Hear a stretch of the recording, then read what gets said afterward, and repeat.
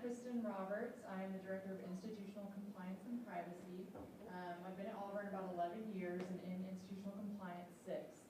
And I wanted to talk to you guys a little bit today about a new law that came down last summer, acting on behalf of Auburn University as well as being a student. So I have with me colleagues Ed Youngblood. He's a professor in the College of Liberal Arts.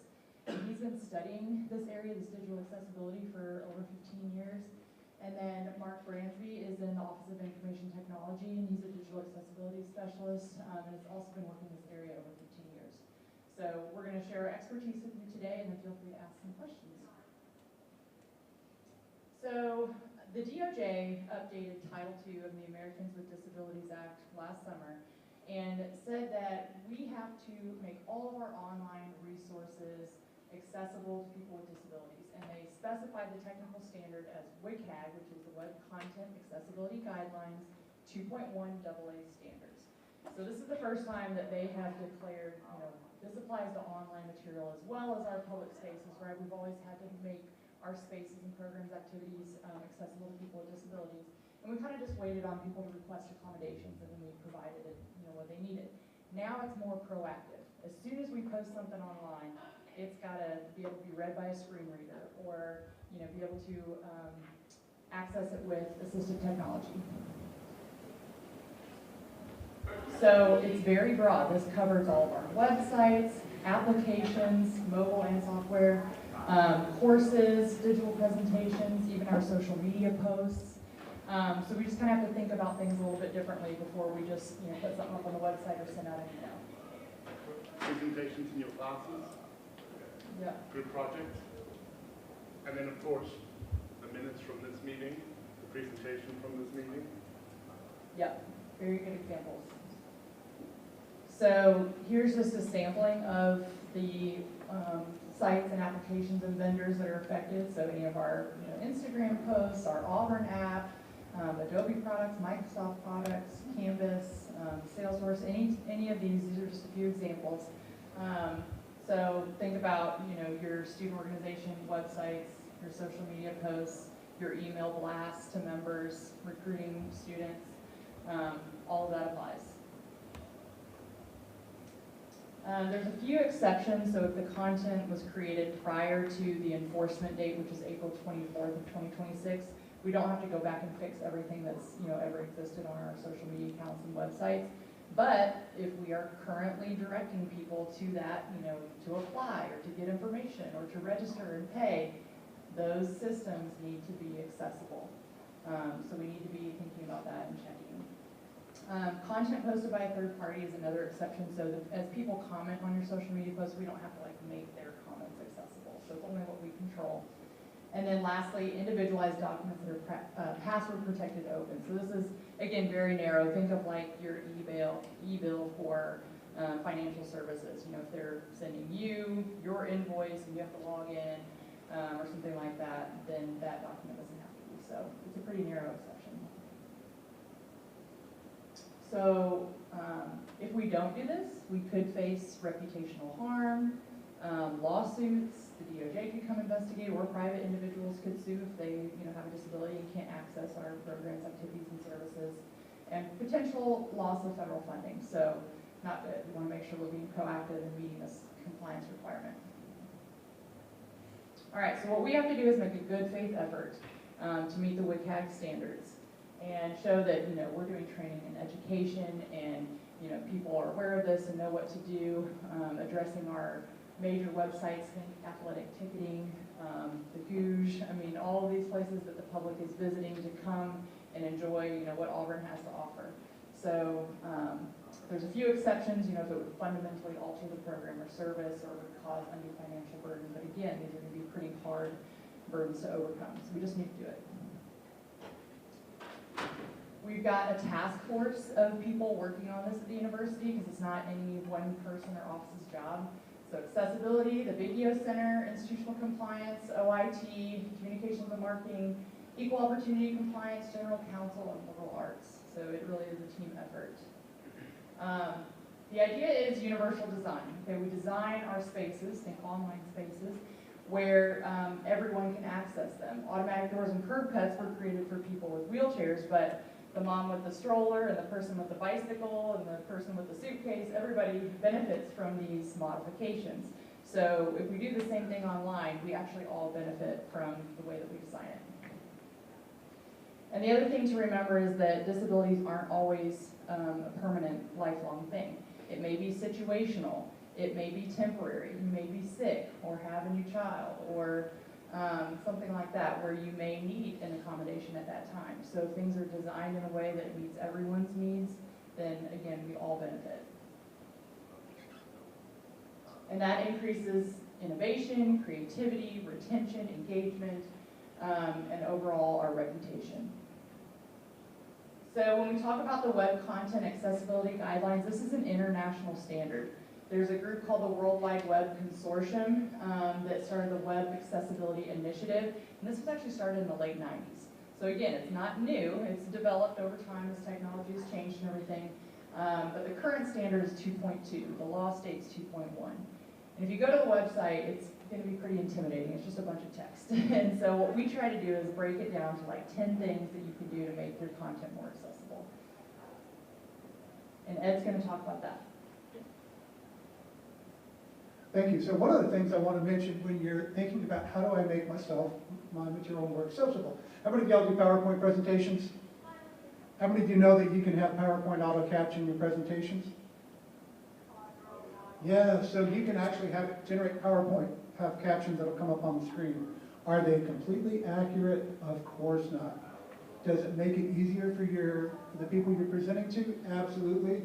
You should learn how to use this. My bet is a lot of you are probably looking at after college going into jobs where you will be doing presentations. All these skills that we're talking about tonight are transferable. Accessibility is not going away, right? So, kind of a top 10, pay attention to text legibility. We'll look at the slide in a moment, but think about sans serif fonts. So you know how you think about like Times New Roman, it's got the little thingies that come off of it, right? Those are called serifs. They're really good at guiding the eye. They can make things harder to read. Your easiest to read text is going to be sans serif fonts like Arial, Aptos, things like that. Keep the font simple. Pay attention to color contrast. There's a great tool on the webaim.org website. They've got a color contrast checker. So if you've ever seen somebody do something where they've got light blue text on a dark blue background, you've seen that, right? You go, who the hell thought that was a good idea? Right. It gets even worse if you've got something like color blindness. So it's really important to have those high contrast text. If you go through the slides, we have examples. So if you want to go ahead and click through, here's the font. Okay. Right, which was easier. Yeah. So this is a great example of using sans serif. Go ahead and flip the next slide. Font size. You notice that 12 point on a PowerPoint is really hard to read. 24 point, much easier. Pay attention to that. These are also, I've taught design. These are also just good design standards. Right, okay, alignment, spacing. By the way, slide deck is going to be available. I encourage you to go back and look at it. Alignment and spacing, left align text. I know people go, oh, listen to align text, it looks so nice, and it's also really hard to read. If you've got more than like 1 or 2 lines, left align that. 1.5 line spacing to keep things from shrinking. Keep things short, concise, and chunk. In other words, don't write like a professor. Right? We don't like reading the journal articles. So. The good ones are easy to read. Be really careful about the use of bold and italics. Screen readers, so for somebody who's visually impaired is using a computer, a lot of times they're going to rely on a screen reader, or they'll have, and that may be voice, or it may translate it to Braille. When it says bold, it says bold. And you want it to show up and just be used where you need it. Right? If you want something kind of bold, but you're not worried about semantic markup, and that somebody knows it's bold, that's what CSS is for, those of you that are kind of into web design. Only underline hyperlink text. This is really important, and I would argue, unless you've got a style manual that you're being forced to use that underline, I don't think anybody does anymore, don't use underlining in any of your electronic documents unless it's a hyperlink. It will mess people up, whether they've got a vision problem or not. avoid all caps, particularly because of the way it reads. Go ahead and switch to, go ahead and hit the next slide. Click here. So let me tell you how the screen reader works. One of the things you can do, so when we read a web page, we don't read the web page, we skim the web page, right? We look at the headings, ding, ding, ding, ding, ding. We look for the hyperlinks, we see click here, and we go, what am I clicking here for? And then we're annoyed because we have to go back and look at it. So somebody who's using a screen reader does the exact same thing. They go, hey, give me a list of all the hyperlinks on the page, and it says, click here, click here, click here, click. Don't use click here. Tell them what information they're going to get. Your sighted users hate it too. Write really good text. Underline your hyperlinks. Don't count on color. Anybody studying web design? No, the designers all hate me. I taught web design because I say you've got to underline your hyperlinks in the text. You go, but I've got colors. No. Underline your text. That's the convention's been there since the 90s. Yet use the tools built into the programs. If you've got lists, use them. Don't just put an asterisk in front of it. If it's an unordered list, so if the order doesn't matter, use a bulleted list. If the order matters, use a numbered or a lettered list, right? Okay? Use headings. Headings are your friend, right? Even if they all look the same, mark them up. Because that's how somebody's going to, the screen reader user is also going to go, give me a list of all the headings on the page. Nest them. So heading 1, heading 2, heading 3, you can go back to a heading 2, but don't go from heading 2 to heading 5, right? Paragraph for main body, and I think the headings also help with things like reading order. Okay? We've already talked about color contrast. This gives you a really good example of what we're talking about, but it's subtle. And if you are working towards making things accessible for somebody who's got a color vision problem, you aren't going to be able to see it sometimes, right? So like black text on a red background. I taught at Texas Tech, that's where I learned the web design. Anybody familiar with Texas Tech? Red and black? Yep, guns up. That was nice to see. All right, pay attention to the color contrast. We're supposed to use AA. If you can, use AAA. WebA will tell you what to use. The larger text you can get by with a little less contrast. Okie doke. This just gives you an idea of the color matrix. We're not go look at this later. Go ahead. Yeah, so this is an example with color vision, right? You've got a pink one here that means something. We don't know what it means. Can you tell the difference on this one? Right. This is why you don't use color for hyperlinks too.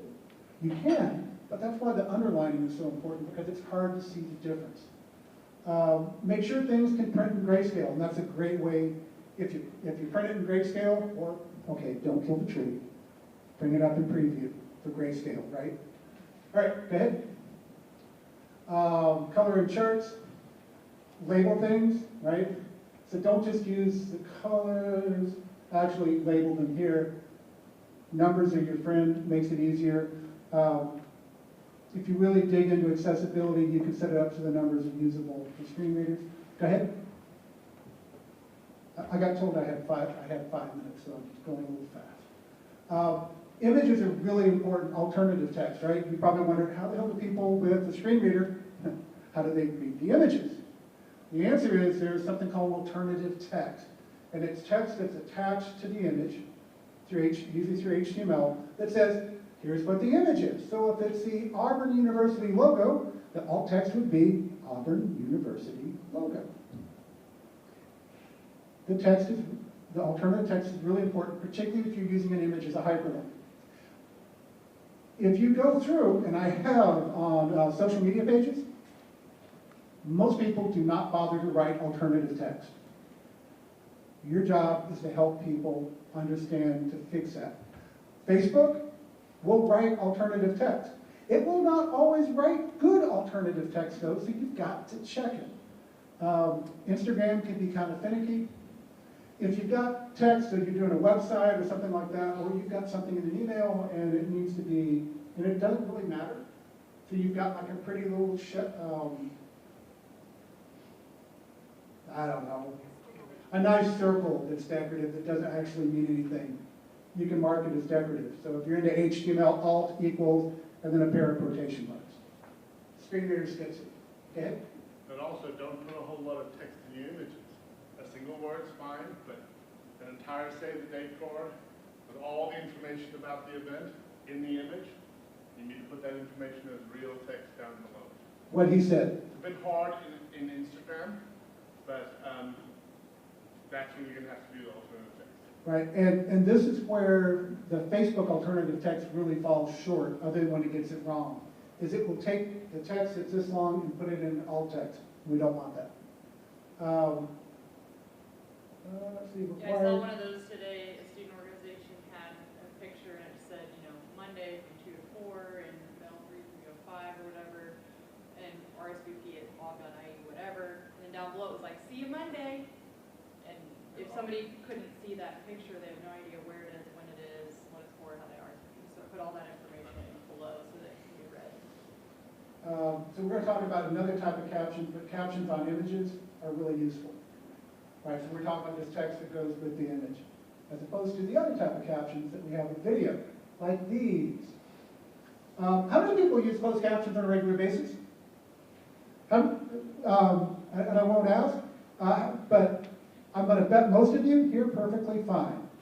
And that is true of the overwhelming majority of caption users. We use captions all the time, particularly since about 2016, when Facebook started making videos autoplay, and people started turning off the sound. Closed caption is the text version of the audio content, and this is really important. That means it's not just the text, right? So if I'm doing a talk, and you were captioning this, just the text is probably fine. But if I've got music playing in the background, which would be a bad idea, but if I have music playing in the background to set the stage, you'd want to have that caption, right? Think about the sounds you need when you watch a scary movie and how you understand the movie, and what happens if all you got was the text. All you got was the speech, right? The creaking floor, the door opening, and not understanding why the person's going. Captions are more than just words. YouTube, Panopto, both do great captions. They are not perfect, which is why YouTube captions used to be called craptions. That's actually a term in academia. You've got to edit them. Both of them make editing captions really easy. Both of them will let you export those caption files to use in other programs. Transcripts are great. If you didn't know this, you can take an MP3 file with the voice and run it through Word, the online version of Word, and it will crank out a transcript for you and even do speaker identification. I teach podcasting, my students write. You mean it will transcribe the interview? Yeah. Complete with time codes if you want. Go ahead. I encourage you to go back and look at this. We're going to cruise on through that slide. Audio description, this is like the biggest problem ever, because it's making video accessible for somebody who is visually impaired. Audio descriptions basically are a description of what's going on screen, typically a different voice. They're required under AA standards. That is going to be the biggest challenge for people to meet, because folks like YouTube do not have a way to do that except having a second version of the video. Panopto has a second audio track that you can switch to. If you want a really nice example, obviously you've got The Lion King. Any Marvel fans? Okay, you ever watch Daredevil? Okay, if you got Disney streaming, fire up the first episode of Daredevil, go up to the captions, where you turn on the captions, turn on audio description, and then don't look at the screen and listen to the descriptions. They're magnificent, right? But it's describing what's going on the screen, okay? Forms and labels. You've got a bunch of stuff that's got to get done on this. Most of the time, you're going to be worried about this if you're a web designer. So we're going to skip this slide. Provide instructions before the form begins. There's a great sample of somebody with a screen reader going through and talking about a form that he's using. And at the end of it said, he has the form, he's trying to figure out what the hell the form is, and at the bottom it says, here are the instructions for filling out the form. You're like, I just spent 5 minutes trying to figure out the form. If they'd given me the instructions first, I'll add your sighted users, they want the instructions first too. All right, go ahead and let's keep going. PDFs, a big issue. If you're starting off in Word or a Microsoft document, which is where most people start off, put in all the accessibility hooks like good quality hypertext, headings, and stuff like that in there, make your tables in there, and use save as to PDF, and most of your work in Acrobat's going to be done. Do not print a PDF. And if you're putting stuff up on the website, if you can do it in HTML, do it in HTML. Avoid the PDF. They are not your friend. Okay? And you can have it in two formats, like have a web page, but if you want the printable version, have a PDF. But PDF should be the only way you're displaying it. So this is a whole bunch of the challenges, which I encourage you to look at. A lot of this is stuff faculty are going to be freaking out over right about now. I'm a faculty member, and I know what I'm talking about most of the time with this stuff anyway. Go ahead. There are a bunch of existing efforts. So we've got the AU Digital Accessibility Working Group. OCM started talking about this over a year ago. Video is using UDoIt for Canvas, so if you've got something that's being done through Canvas, that'll help. There's a knowledge base reiterating the DOJ requirements. Accessibility Toolkit is going to be really useful. Pause, which is put out by Vigio, is really geared towards faculty, but I got to tell you, it's a great thing to think about. One of the things I would encourage you, do y'all do style guides for any of your stuff? For like stuff you're putting out? Okay, so if you're in a city, start thinking about, if you've got people managing social media accounts, give them a list of things to check before they publish, and that'll help. Okay. I'm sorry, I'm pretty sure I took more than 5 minutes. Welcome to my class. Okay. Yep, and then we got a bunch of resources. WAVE is on webaim.org. Webaim.org, if you're really interested in this stuff, is a great site. It'll show you how people use screen readers, all sorts of cool stuff, and then you've got a bunch of other stuff as well. And I think we got one more slide, is that right? You can skip through that. Okay. Yeah, so mainly for you guys, just thinking about your content, your websites, your social media, the mass emails you're sending out. Take a minute, pause before you publish, and check for those things, the alt text, the captions, the color contrast, all of that. And if you see something in your courses, that's not accessible, come let us know. We want to work together to try to fix it. They gave us 2 years to implement, but we're still not ready, and every other higher education institution is in the same boat. So we want to work together to try to fix the problems, so you can bring that to our attention. And if you have any questions along the way too, feel free to reach out to any of us and we'll help you with your content. And because you guys are going to be re-electing everybody in April, you're going to have to make sure your entire election process is accessible. So if that's something you start thinking about now, that's a big process.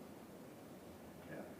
Just, I want to, if anybody's done anything in architecture, right? If you think about taking a 1940s building and making it accessible for somebody with a wheelchair, that's a pain, right? If you build the building now, you'd make it accessible.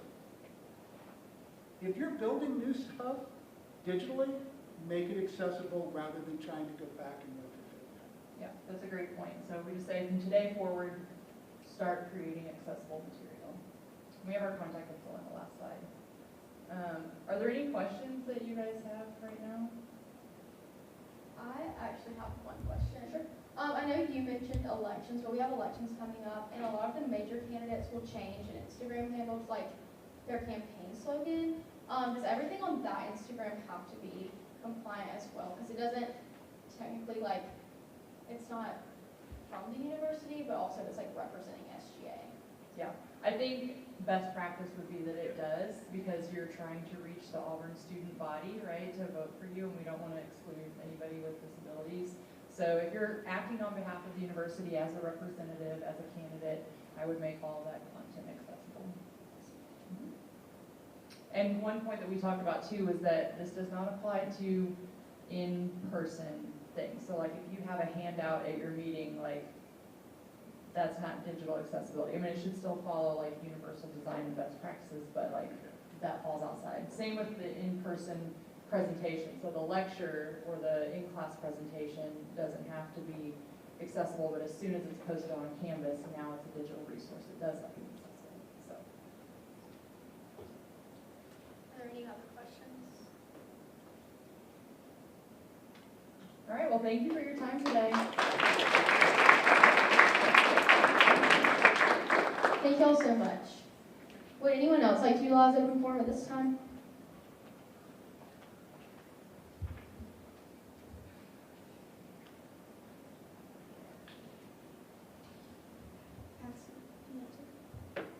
Okay, sorry, I thought you had your hand raised for a second. Okay, we will now go into the approval of the minutes. I resent out the minutes this morning with some corrections, but are there any corrections to the minutes that were sent out this morning? All right, seeing there are none, the minutes are now marked as approved and corrected, and we will now move into reports from our officers, beginning with the president.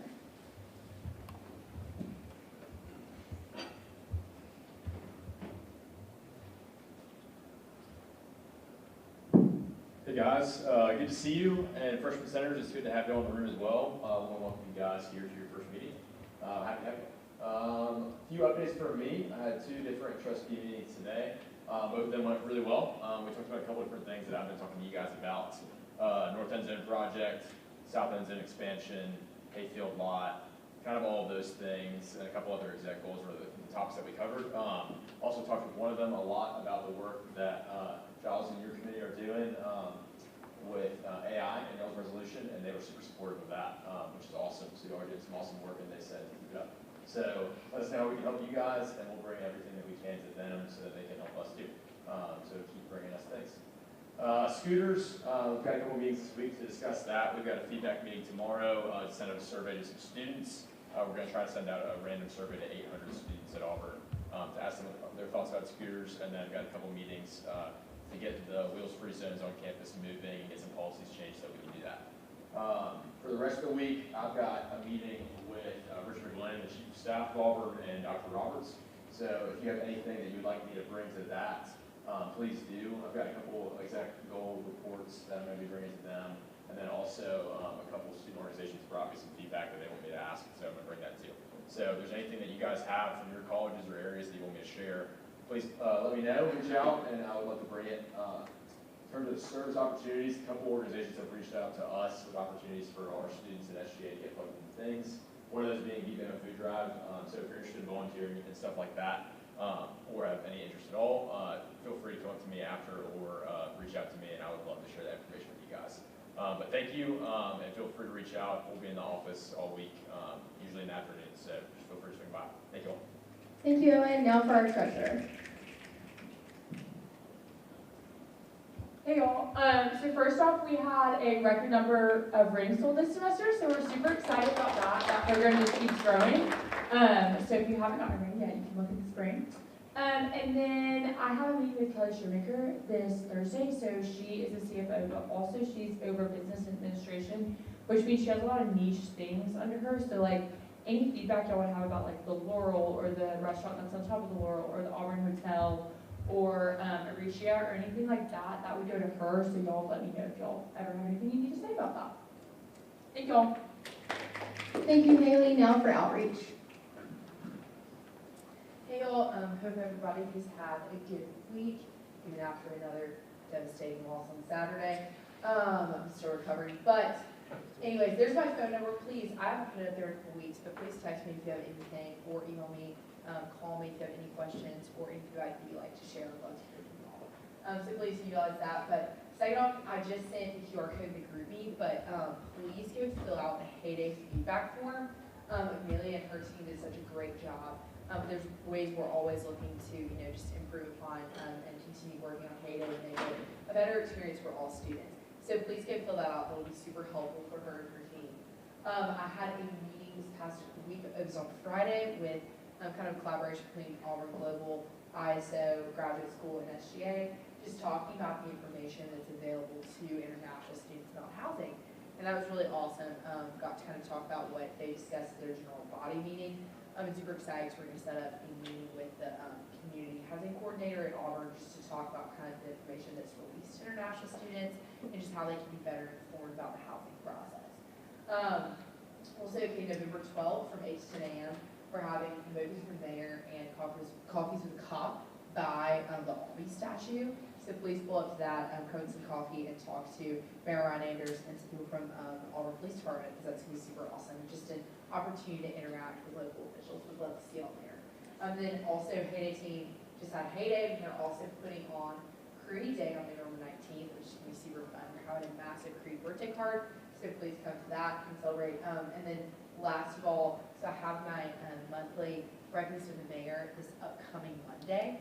And that's a great place just to share student feedback related to the city and just kind of hear from him also. So would love to all any feedback to share. Please let me know. We got our phone number. But all the best. Have a good week. Thank you, Vera. Now for Chief of Staff. Okay, so I did not put this up there, but freshman forum is in full swing, and it's been so awesome getting to see them at all their meetings and doing all the fun things. I did want to say, if y'all ever want to come visit them, have an initiative you want to come speak to them about, get some feedback, they are very open to having people come and speak. So if y'all ever want to come, just reach out to us and let us know, because they would love to hear from you. And then I also have new marketing initiatives up on here. Some feedback that we've gotten is that kind of the biggest gap between SGA and students are that they don't really know what we do or how we can help them. So we have a few things going on trying to bridge that gap. One of those being, tweaking with the name, but Fun Fact Fridays right now. So things that SGA has done on campus in the past. So things like the rec or mobile tiger cards, things like that we're going to try and highlight so that students can recognize what SGA has done on campus. So if y'all have any thoughts on that or anything that you'd like included in that, please let me know. Also, another thing we're going to start doing is a monthly recap of kind of what's been going on in SGA that month, focusing a little less so on the things like events that we have and more so on the meetings that we're having with administrators and initiatives that we're working on.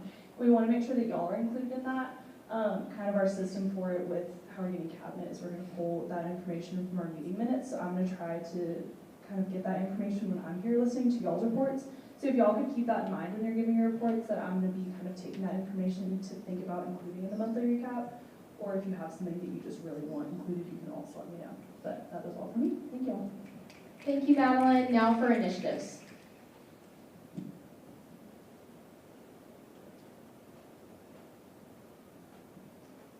Hey y'all, first thing, phone number and email, y'all please reach out. I'd love to chat about anything. Core curriculum listening sessions, y'all heard me talk about this all semester. We're going under a core curriculum review right now, looking at the core classes that we take at Auburn, what's required and how they're required, and what counts as that requirement and all the things. So they're doing listening sessions, starting that up here soon. They're a lot for students. I just sent the link into the all SGA group meeting. So y'all please look at that. If there's time you can go, please go. Don't quote me on this. I'm pretty sure there's supposed to be free snacks. So maybe if you're just hungry one day and want to go get something to eat. But seriously, this is feedback's really needed, and for future students of Auburn will be taken into effect. So that'd be pretty cool to look back and say, like, hey, I've voiced my opinion, and core curriculum looks different because of it. So y'all please look at those. Next thing, rec feedback.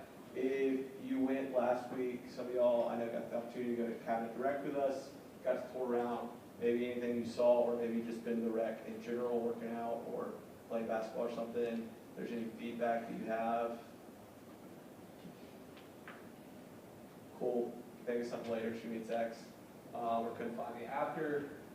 Next thing, fuck, it's the QR code. If y'all could scan this QR code and fill it out. This is a PhD candidate here at Auburn. He's been doing, called like a heat map of Jordan-Hare Stadium and looking at different sections of the stadium and how heat affects them and how they're hotter than other parts. And then he's working to send out with the athletic department to then hopefully do some improvements to the stadium so that when it's August and it's a million degrees outside, we're watching our Auburn Tigers, we're not sweating as bad as the student section. So y'all fill that out and, well, that's going to be great. And then last piece of feedback, would love show of hands. Who is planning on going to the Mercer game? It is the Saturday before we get out for Thanksgiving break. Raise it high. Good. Cool. Perfect. Appreciate that. That's all I got. War Eagle. And I'll send the link to those listening sessions in tomorrow's recap as well. But now for committee reports, beginning with academic affairs.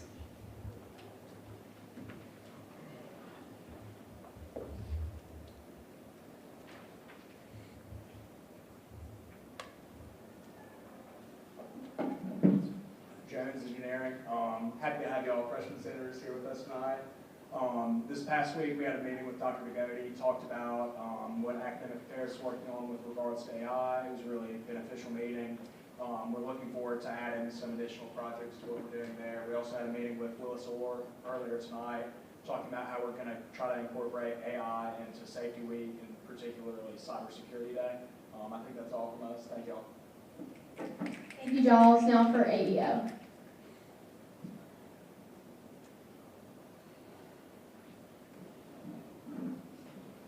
Connor Kosam, hey y'all. So we're just continuing all of our projects, like the graduate student orientation and also the study rooms. But something I just wanted to come up here and ask is that like a lot of our projects are very based on like what the student feedback is.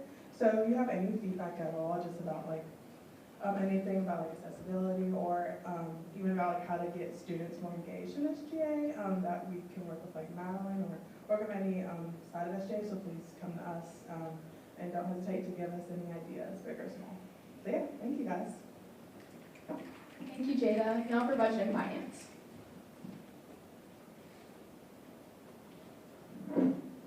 Hail business. We're having our final budget hearings for the spring and summer tomorrow night. So we're going to be kind of going over with my committee tonight about different cuts that we're looking at, different things we need to get passed. Just kind of on average, we've seen about 75% of the budgets being allocated in the fall. So we have to cut about 25% of our goal.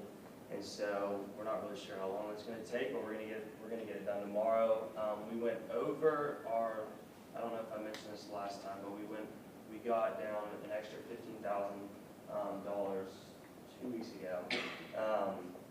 So yeah, everything's looking good. We have some more current orders coming across the floor from our fall budgets. And yeah, then we'll get those spring and summer budgets finished up here in the next 2 weeks, and then just continuing to stay in touch with our other organizations, and yeah, so that's all I got. Thank you all. Thank you, Colin. Now for code of laws.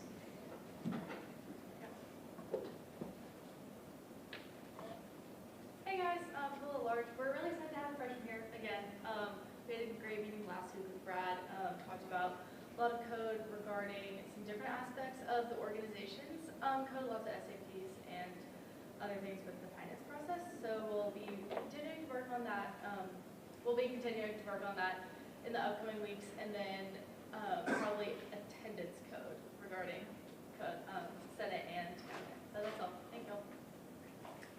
Thank you, Lily. Now for student affairs.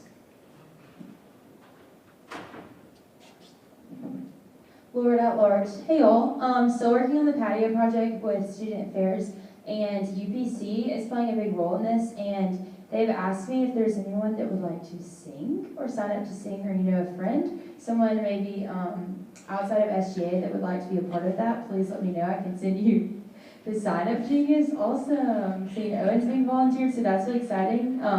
Maybe that'll be SGA's event. We'll be the president singing. Sound good, everyone? Awesome.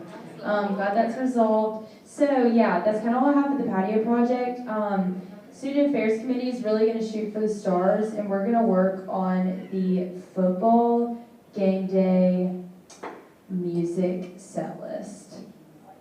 Don't y'all? So if you have any suggestions, things you like, things you don't like, just let me know. If there's like you know, maybe you like something about the Run Out that's really awesome, and maybe you really hate the song that we play at Run Out. That's been a take on student affairs. And maybe there's like, you want some more country involved because we do live in Alabama. That's awesome. We've been thinking about that.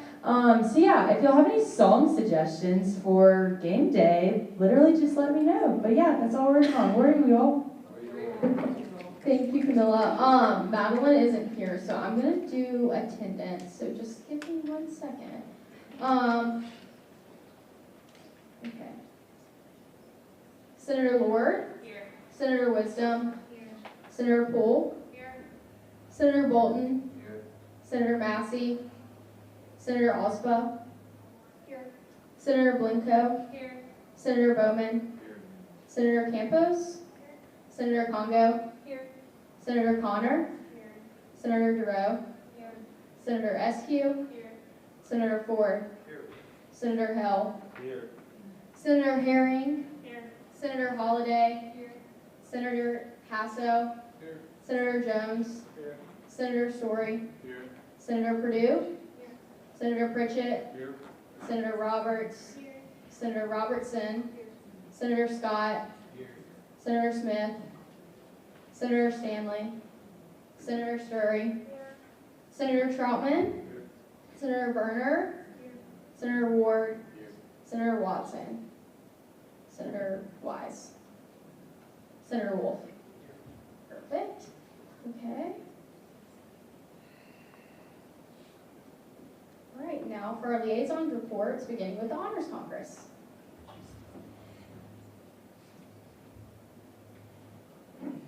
Going to Honors Congress, I just want to put this on your radar. We had an issue. We had reserved the back porch of Cater, and someone on AU Involve, I guess, reserved the back porch of Cater for call-outs. It's like a separate designation. So kind of had an interesting conflict there. Ended up resolving just fine. But I was just thinking maybe if we could put the word out there that that's an issue, and I think maybe if they reserve it for call-outs, they should also reserve the upper quad because, you know, it's overlooking.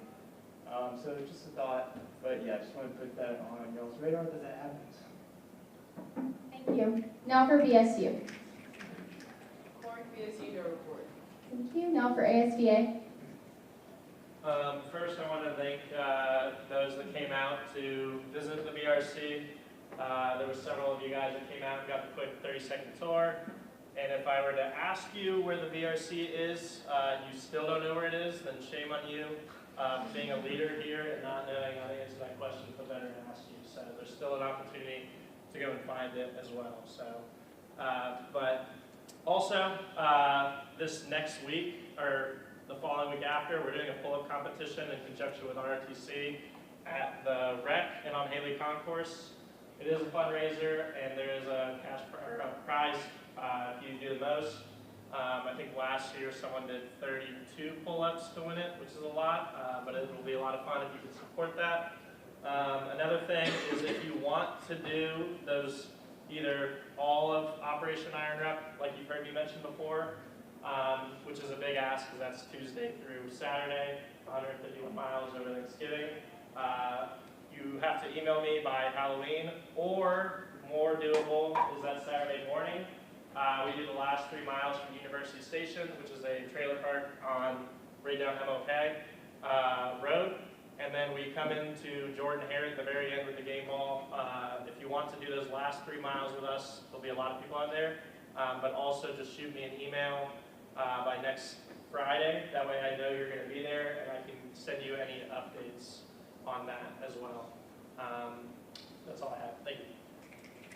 Thank you. Now for ROTC. All right, ISO.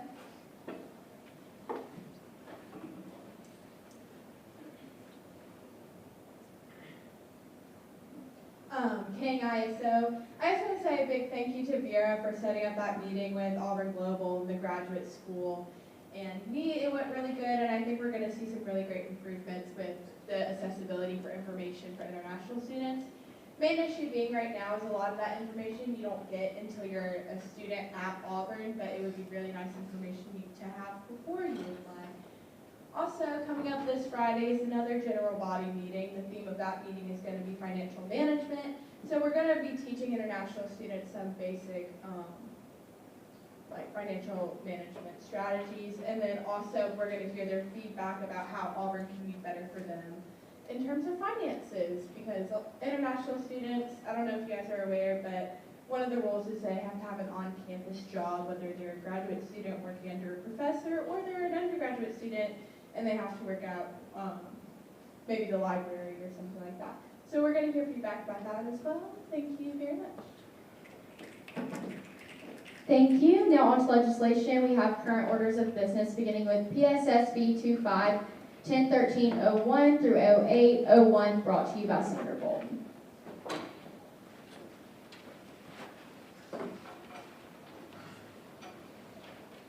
Bolton at large asked for the approval of the following: the allocation of $45,864.50 to lead Auburn for the fall 2025 semester. This amount will be allocated among the following categories. And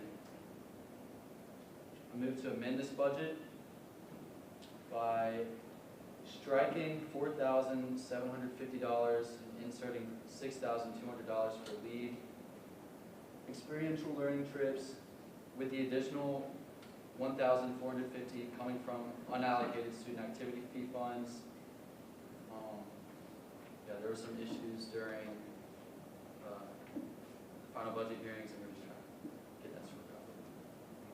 A motion has been made to amend this legislation. Is there a second? Second. It has been moved and seconded. Is there any debate? All right, we will now move into a vote on this amendment. This will be a hand vote. So if you're voting yes on the amendment, raise your hand. All right, if you're abstaining, and if you're voting no. All right, the yeses have it, and this amendment is adopted.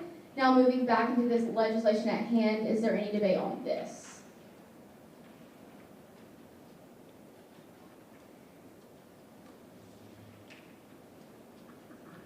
All right, seeing none, we will now move into a vote on Canvas. If anyone is still having problems with Canvas, let us know and we'll do a hand vote, but I think it's back up and should be working fine.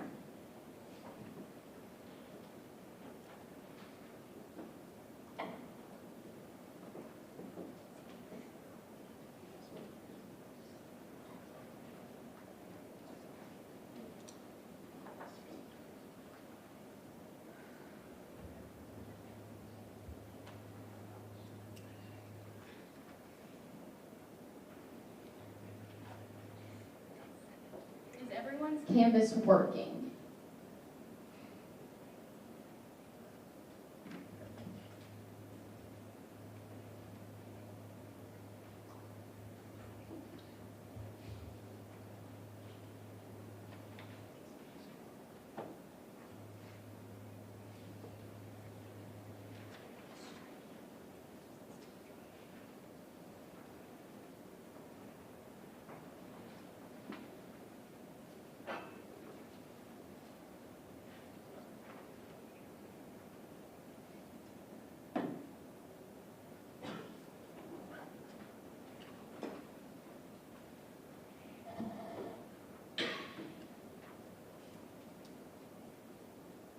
Okay, still waiting on about 7 responses.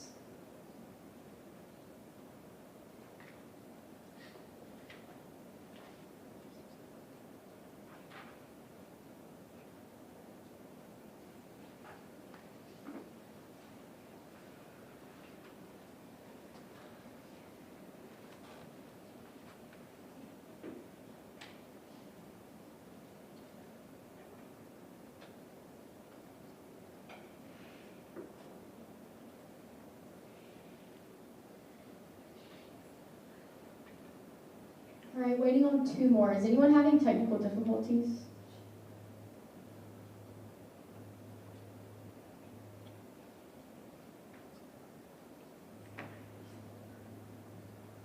Y'all refresh and make sure that went through.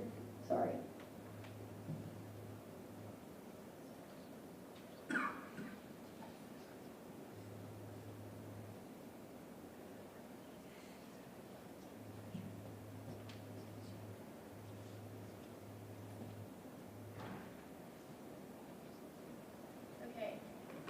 We're still waiting on 2 more, so we all just refresh again, sorry. If anyone's having, like, trouble, don't be afraid to speak up. I know there's been a lot of technical difficulties today.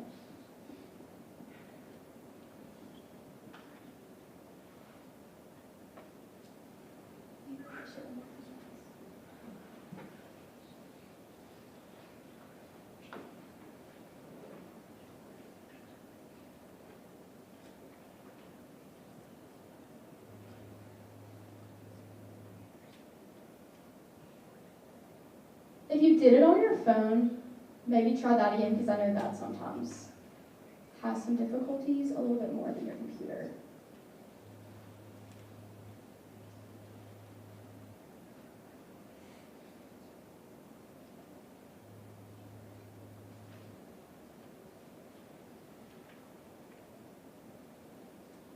Okay, just one more. Okay, that's still majority. So the yeses have it and the bill has been adopted. So now for PSSB 25101302, brought to you by Senator Howe. Hail business. Sorry you couldn't make it tonight, so I'm gonna step in for him.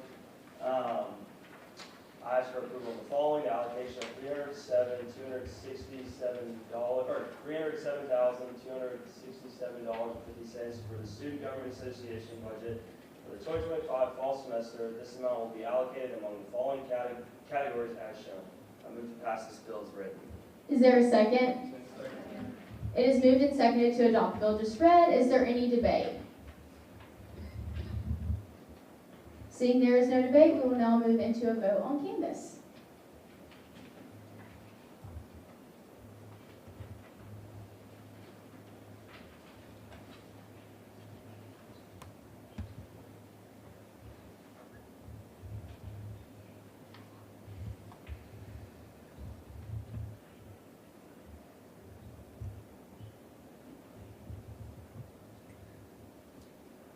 Much faster this time.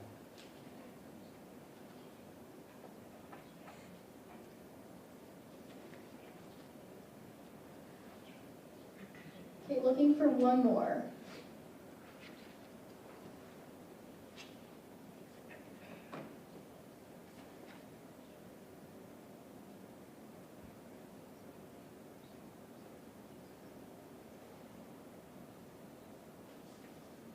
The yeses have it, and this bill has been adopted. Now for PSSB 25101303, brought to you by Senator Perdue.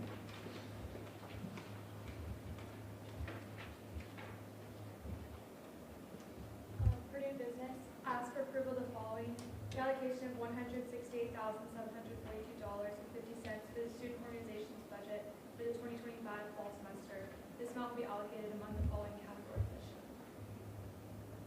I move to pass this bill as written. Is there a second? Second.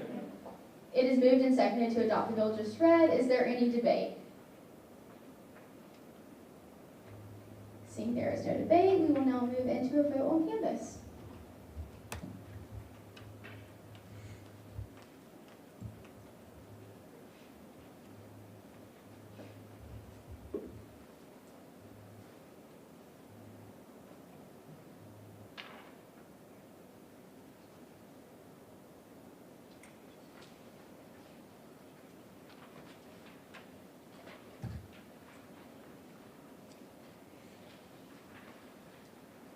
Right, the yeses have it, and this bill has been adopted. Now for PSSB 25101304, brought to you by Senator Robertson.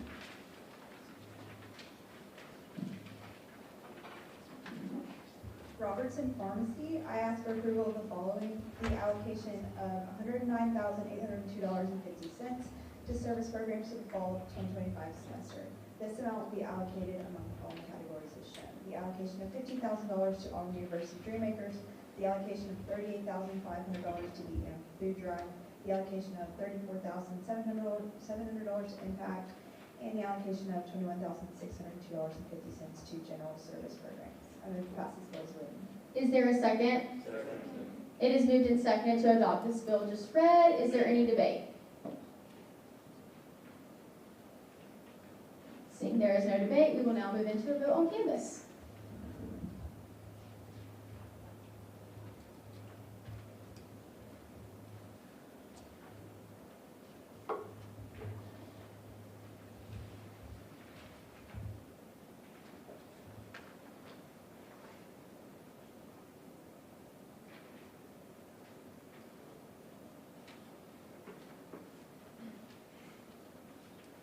yeses have it, and this bill has been adopted.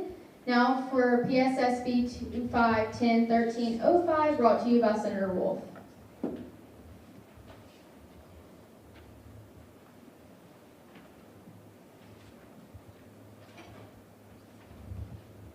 Wolf Agriculture asks for approval of the following.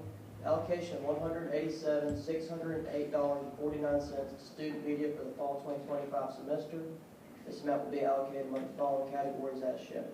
The amount of $47,639.49 will be allocated to Eagle Eye TV. The amount of $16,990.50 will be allocated to Auburn Circle. The amount of $89,240.50 will be allocated to Eagle Eye Mirada. And the amount of $33,738 will be allocated to Weagle 91.1 FM radio. I move to pass this bill as written. Is there a second? Second. It is moved and seconded to adopt the bill just read. Is there any debate? Seeing no debate, we will now move into a vote on canvas.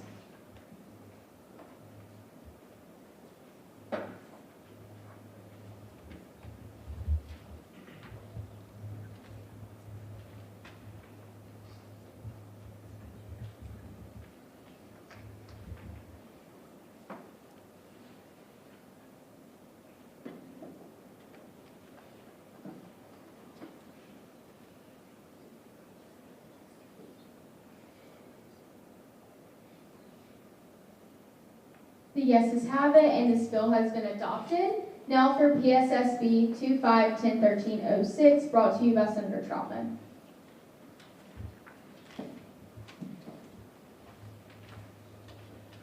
Troutman, College of Forestry, Wildlife, and Environment, ask approval of the following: the allocation of $417,707.50 to the University Program Council for the fall 2025 semester. This amount will be allocated among the following categories as shown. A motion to pass this bill as written. Is there a second? Second. It is moved and seconded to adopt the bill just read. Is there any debate? Seeing none, we will now move into a vote on canvas.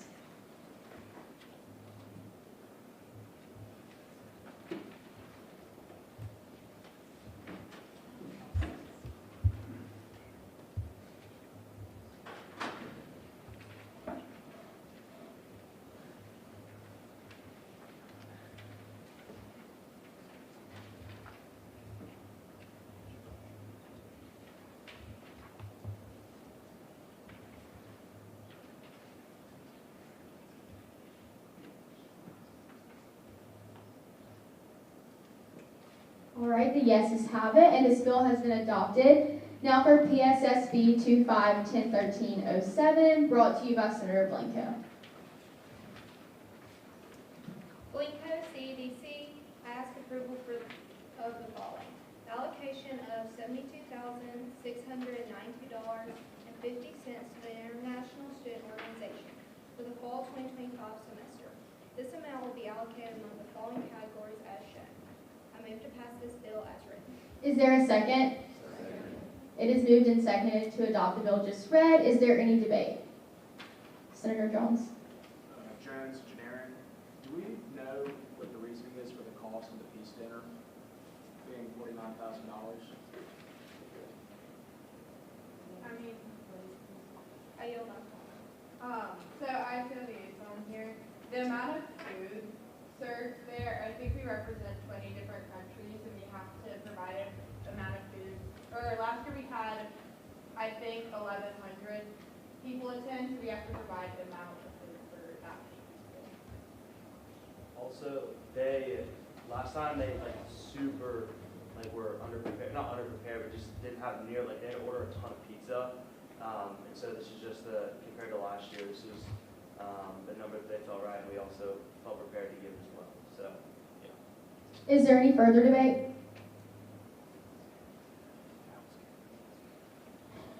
All right, seeing none, we will now move into a vote on canvas.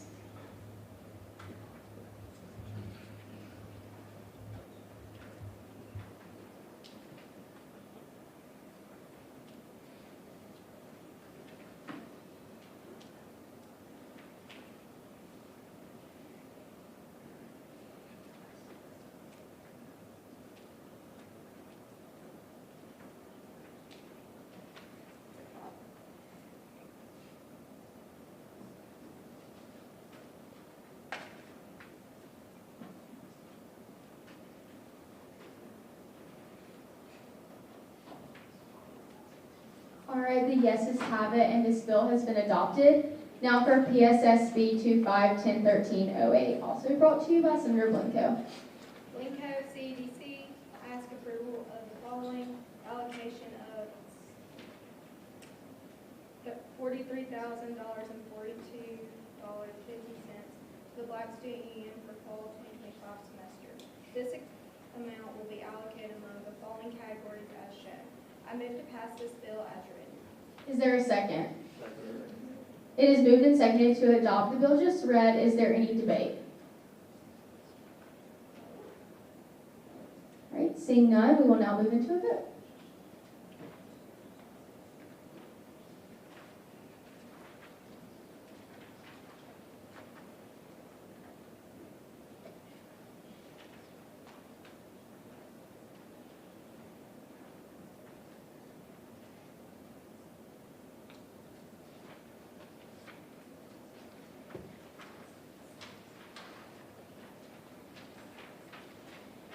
All right, the yeses have it, and this bill has been adopted. That is all for legislation tonight, so now I'm going to move into announcements from me.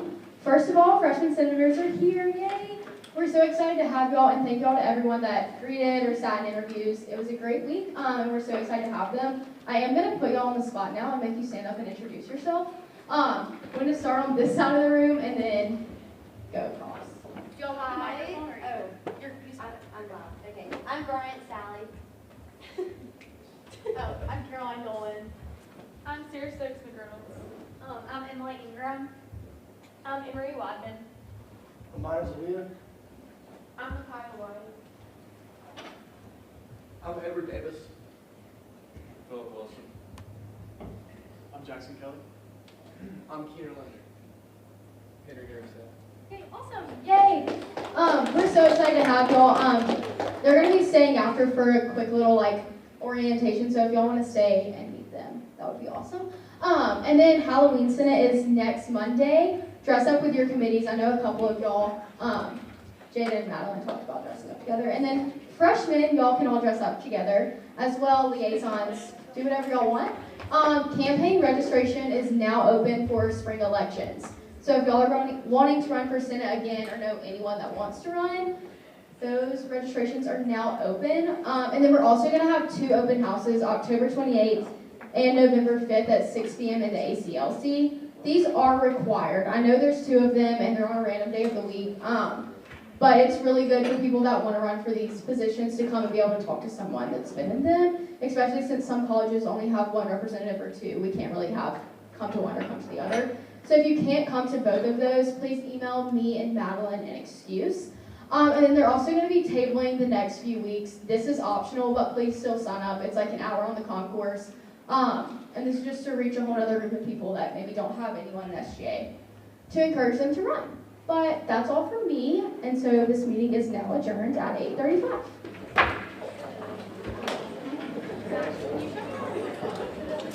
Yeah, it's like out there.